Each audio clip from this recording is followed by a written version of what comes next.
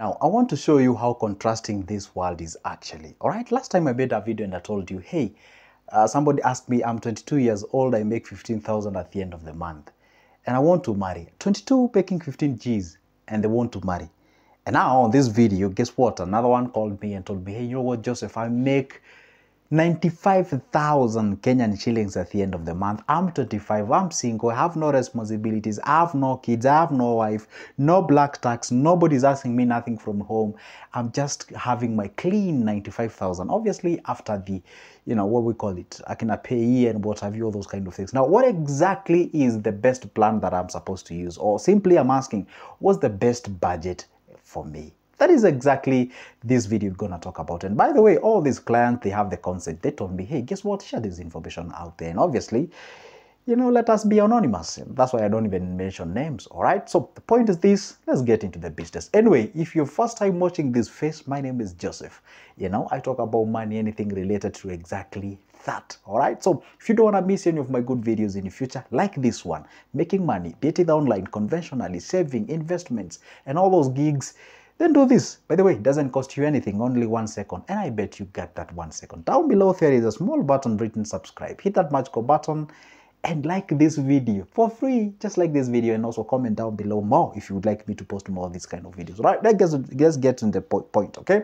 Now, this is an individual who's making 95,000 at the end of the month. Obviously, at 25 years old, and I know where you are sitting, you are like, oh my, woof. That is a lucky individual because, hey, guess what? Not only 25 years guys around there, not only making less money, some of them are actually do not even have jobs and something of sort. So first of all, let's all stand up and give this guy a standing ovation because, hey, he's lucky. And guess what? This is what I told the guy. You are lucky. At this particular point, consider yourself lucky because, hey, if you go out there and read the statistics from the Kenya National Statistics and Bureau and whatever, they are saying only 1% of Kenyans are actually making 100,000 Kenyan shillings and above. Most of the Kenyans, and I made this some times ago, I told you over 75% of Kenyans are actually making 15K all the way to 60K. That's where the majority of Kenyans lie. So if this dude is making 95,000 at an age of 25, dude, I told this guy, what kind of a car are you driving? Because honestly, at this amount of money, you ought to be driving a good car out there. He told me, no, I got nothing. Okay, fine. Just give me a breakout on, just show me exactly how you use your money. Hey, guess what? I live in a bedsitter and I usually pay 8,500. I said, that's quite nice. Okay.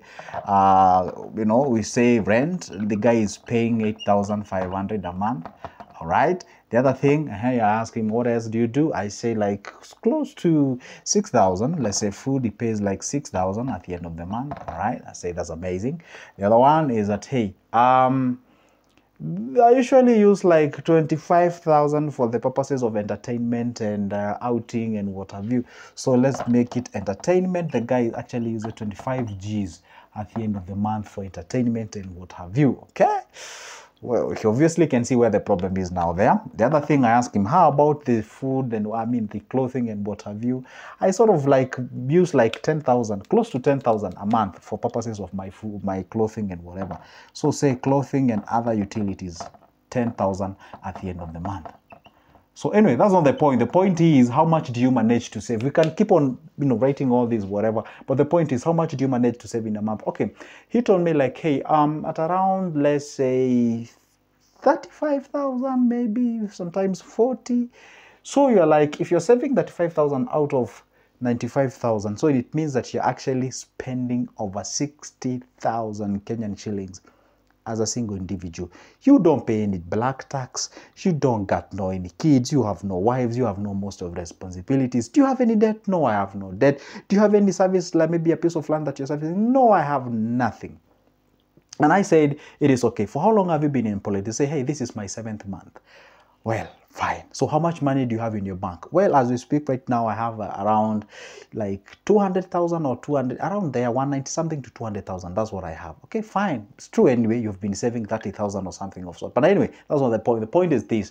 Why did you call? Say, hey, I believe or I guess that I'm doing it wrong. Absolutely, you are doing it wrong. At this amount of money, at this rate, you ought to be thinking about growing yourself, building, buying properties, channeling that money towards the assets, all the way before you actually get more responsibilities on top of your shoulders. You've already created yourself a very nice, good portfolio of investments. Can you imagine this? This guy has the potential. For example, let's just be logical. Okay, the guy is young, need to be entertained, but anyway, 25 G's at the end of the month, that is quite steep. Okay, at the rent, I told him, don't even think about that. Let's statistic like that. Just let it be 8,500. That's not much anyway, with regard to this amount of money. But anyway, if you want to sacrifice more, you can live in a house that is way below this. But I ask that question now. If you're paying this 8,500 at the end of the month, like, what are you cutting off? Are you cutting off your transport and what have you? He said, I still pay transport. It's only that it's in a good place and what have you. I said, okay, fine. That's not even where the problem is. The problem is not even at the food. No problem at that. Problem is where we are doing the entertainment. Problem is where we are doing the clothing and what have you. Because a lot of chunk of good money is actually going toward this area. I told him, hey, guess what? Just let the food and the rent remain the same. No problem with that. As of now, honestly, if you ask me. And this is what I said. Where even before saving, make sure that at least you have a place where you're channeling this money at the end of the month. How exactly do you do that? As a young individual, where you come from in that institution, do you guys have a circle, something of sort? They say, no, we don't have any circle. Fine, pick a circle that you can work for you, or do away with the circle. Wachana na circle saizi. Saizi circles, they're a bit washibashi, and maybe if you are not keen on which one you are picking, but there's good circles that are out there, okay? By the way, I saw a video, a certain lady who did, investment with a certain circle, of which I won't mention it here. But anyway, the point is, pick that good circle. And I always tell people, make sure that you get into a circle that is regulated by SASRA. Fine, that was not the point. Now, the point is this. If you ask me, this is what I would like this guy to do. Take a certain percentage of this amount of money, and I always prefer, once you get the money, focus on savings first. Get your food, get your rent, get your other things and other utilities. At least this guy has the potential of surviving at most, if you have to live like a king, at most. Come on. That's what you are saving as 35,000. Now making it that amount of money that you can survive on. If you take your 35,000 Kenyan shillings, you can actually survive on this money. How? You take your 8,000 out of this, 8,500 specifically out of this amount of money. You take your 6,000 out of this place, and then you take on entertainment. Obviously, I cannot deny you to go out there and what have you, but you can slash this. How about you slash this by half? You've salvaged 10 G's out of that, all right? Still, it's quite a lot of money, but I understand you're a young person and all those kind of things. Let's just say you still want to enjoy yourself. If you take your 10,000 out here, this is 14,000, this is 24,000, and then let's say clothing and what have you. How about you make this one for the clothing? Or maybe fine, you can just add like 5,000 on top of that, all right? And the remaining, you can be able to do what? You can do some other things. And if you realize that 5,000 is quite steep, of which it is not when you're young, come on, you ought to sacrifice yourself so that at least for the sake of your future. I strictly told him, hey, survive on this 35,000, and then you can be able to salvage all the way 60,000 at the end of the month as a what? As a guy who lives by themselves. Can you imagine if you were to save this amount of money by 12? How much is that? That will make you 720K, if I'm not wrong. You can do the mathematics around that amount of money, 720K. It means if you were to sacrifice yourself at this rate, you can be able to get a piece of property somewhere where you may not be able to get a prime area, but at least you can be able to do something at the end of the day. So anyway, the point is this: don't save all this money in one area. And I wouldn't advise you to put all this money in a bank. You can pick like 3 or 4 things. Number one, pick that what you know meant for long-term goals. Okay, I told him do this one. Divide your money into the different categories. A, make sure that at least you get what we call the first thing you get as far as this age is concerned. Make sure that you have a plan for long-term goal. Long-term goal. Okay, the long-term goal is that money that you put it out there for the sake of the future. All right, 5, 10, 15 years from today, you can pick something like shares or stocks. All right, for this one, because it's a bit dicey and a bit risky and something of sort, you set aside like maybe say each and every month I'll be buying shares worth 5,000 or 6,000. Let's say 6,000 at the end of the month. You're buying shares of 6,000 for a bit of a stable company. The other amount of money you channel towards what we call quite a stable kind of an investments like mutual funds. Okay, like mutual funds. Like mutual funds, you can be able to set aside like each and every month you set aside like 25,000, right? The other amount of money, you ought to have what we call the emergency fund. As a human being, you ought to have emergency fund. Anything can happen. And the emergency fund, here is the money that you set aside not for the purposes of investment. Just set it aside just for the sake. And that should be equivalent to what? How much you usually use. You know, like the rent is quite sensitive, and also the what? The food. So if you can just set aside like 8,500 a month, that would be great for your emergency. Although I still find it bigger or much, but it's okay. You can set it aside. The other amount of money, you have to keep a little bit of money in a bank. Maybe you can say like 15K goes in a bank. You know, you keep that money in a liquid form. And then the other cash, you can be able to channel it into maybe some other investments. But guess what?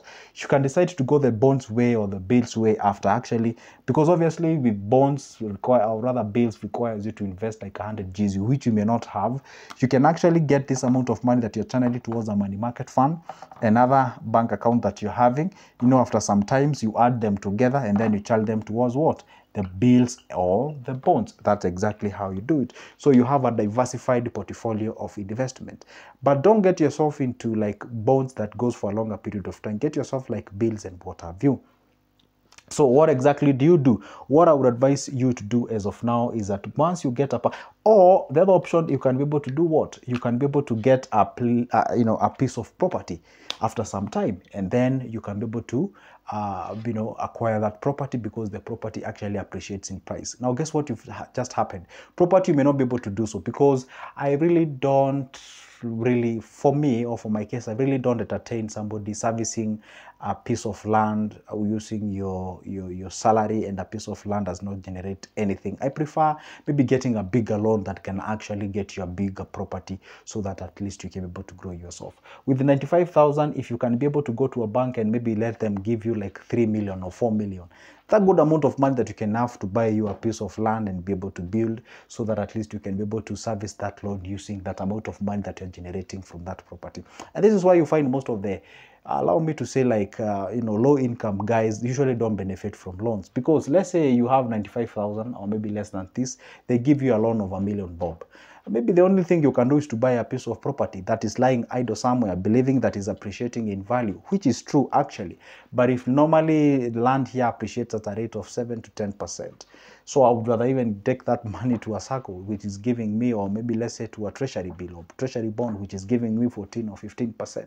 So sometimes it's good to, do mathematics. But I'm not saying, I know you're about to crucify me. I'm not saying buying properties like land and what have you is a loss. No, even as we've bought, even as we love investing in all those things, but you have to put your money where your mouth is. So at this amount of money at the end of the month, I will prefer you having a diversified portfolio of investment. Don't take all your money and put it in one area. Maybe a bank if you're looking forward into buying a property. But again, hey, why don't you distribute that amount of money into different sections? You have some money on the shares, that's a long-term goal. You have some money on the mutual fund, which is actually earning you some interest. And of course, you can access this money anytime you want. You have some money towards your emergency fund, because hey, as much as you're young, you have no much of the responsibilities, you still need to cover yourself just in case of anything. You have some other money that you got it in your bank in liquid form that you can access anytime, because hey, you never know. You ought to have some money, at your disposal. The other cash, you have yourself like a diversified sort of a portfolio and what have you. So by the time you feed this beast monthly, 25, by the time you're clocking 1 year, by the time you're clocking 2 years, now you're getting dividends or interest rates that are actually way quite high. And that passive money, now you can go purchase a property, and there they tell you you're supposed to be paying 20,000 at the end of the month. That makes sense. All right. Or maybe you can buy a car that is actually generating you income in terms of investments. That is exactly how you grow yourself. But if you just view this as an opportunity whereby you squander your money, you enjoy yourself, and by the time you realize, hey, time has gone, probably you get fired, you realize like, hey, you've lost the lifetime opportunity. So it's always good to be keen, careful, and also what? Be in control of yourself. And I always say, guess what? Control the controllables. All right. Somebody said once time that take care of coins and the notes will take care of themselves. And they always say a man is always a product of a boy he was, as well as the girl or woman is always of a product of a girl she was. Take care of minor things, major ones will take care of themselves. As early as you can, the better. And remember one thing, you might actually lose this opportunity. So I always tell people, those who are employed, view that day that you show up to a job like it's the last one. You never know, you might go back home and you receive a call, they were told, no, don't come back to here tomorrow, and you're done. So it's good to do the thing, all right? I know you're wondering now, where do these guys get to call me from? This is what they do. They usually take my number from the description of this specific video, okay? And they give me a call, we have a conversation, okay? I usually offer those services, all right? So anyway, get my number from the description of this specific video. Let's talk businesses, and don't forget to like this video, comment down below, and share it out if you're in a position to. For now, it's a goodbye, and see you in the next one.